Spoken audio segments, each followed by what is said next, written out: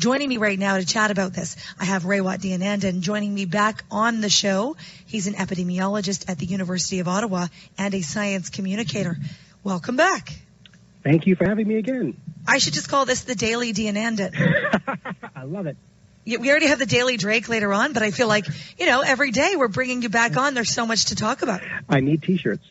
Okay, either that or your quote from yesterday where you said, people are stupid and they do stupid things, which I liked. Yes, they certainly do, and that's been a talking point in my life recently as well. So thank you for drawing attention to that casual slip of my tongue, which probably I should own. I loved it because it's true. It rings true and we can all identify because we've all been there. Okay, yeah. So first of all, I just wanted to get your sense of the city of Ottawa here.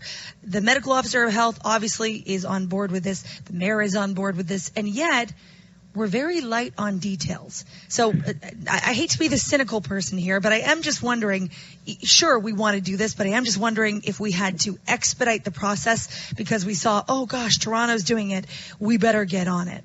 Your thoughts on this and on the motion itself? I don't know why we're waiting until July 15th to table this. We could do it Monday. He could probably hold a meeting on Monday and have it done right away. There is no need to wait. It's a very low-risk, high-potential reward scenario. The risk of wearing a cloth mask over your face is minuscule for most people, and for those for whom it is problematic, we can deal with them. And the potential benefits are extraordinary. We can save lives. We can prevent the second wave. We can keep the economy up and rolling. Why wouldn't we do this as soon as we can? If we wait 2 weeks, that's 2 weeks where some people might get infected. That's possibly someone's life. So this delay is not costless. It may result in human suffering. So your take is do it right away, don't wait? Do it right away, yeah. People do it right away. Doing it anyway. Most responsible people are doing it anyway. Let's capitalize on that goodwill, make it mandatory. You don't have to come down hard with the criminal hammer and to penalize people heavily for not following the guidelines, but showing that you're serious about this being the new normal, I think really does encourage those last few holdouts to don the mask. And that's all it takes. We want to get like 70 or 80% of people wearing masks. That's what the numbers seem to suggest that are needed to keep the curve flat, if not diminishing. So let's do it. It's a low technology, low cost, low stress investment that anyone can take part in. It costs pennies, if not less, to put a piece of cloth over your mouth. And it could literally save someone's life. Is there any merit, though? For example, we reached out and they said OPH doesn't have details about the mask bylaw today, and the City of Ottawa said, and I quote, "As you can appreciate, information and details are still being ironed out. Further details will be provided at the joint media availability on Monday." Is there merit to the fact that there has to be some work behind the scenes on this, or are they making it more complicated than they need to?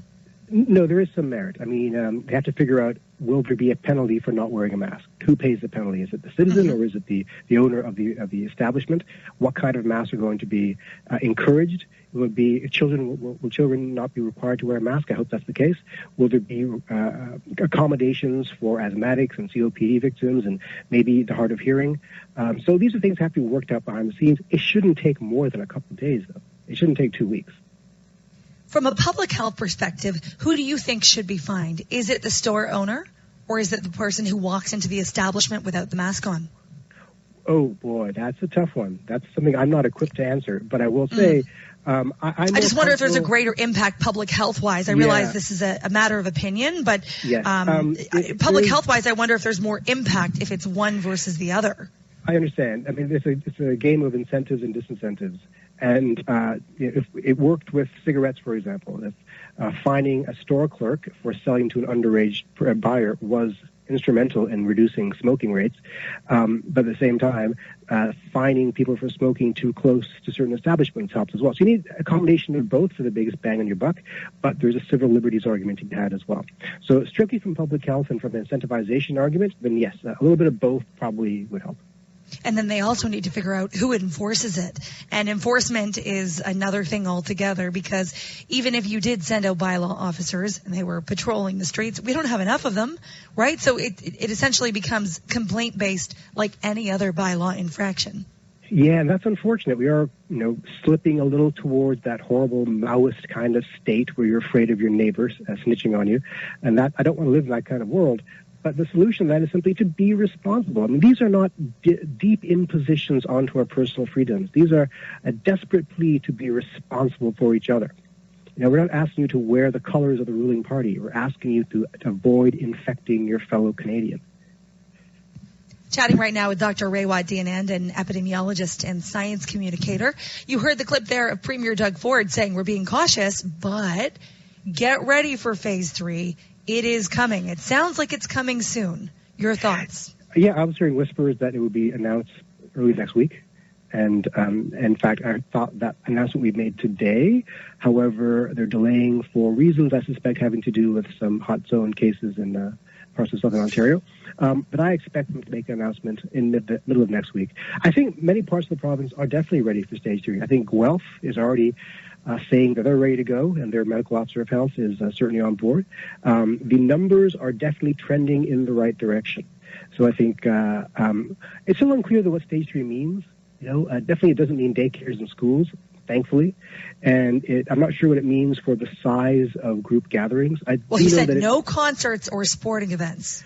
Oh, that's a given. I mean, we're not having that anytime soon for months. Right. But, you know, well, weddings and funerals, and what's the upper limit for those things? I'm not sure. And I don't know what the science is behind that as well. Certain round numbers are convenient to remember, but there may not be a lot of evidence behind it.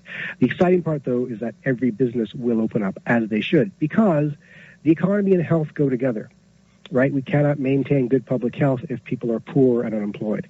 We have to have them well employed and having a place to go for their mental health and their financial health. These things go together, and we can't pretend they don't. So I'm eager to see stage 3, and I think we're pretty much ready to go in most places in Ontario. I understand the desire to wait a few days to see how the numbers, roll out because it is a little bit premature. But I think some cases like Northern Ontario for sure, Guelph, as I mentioned.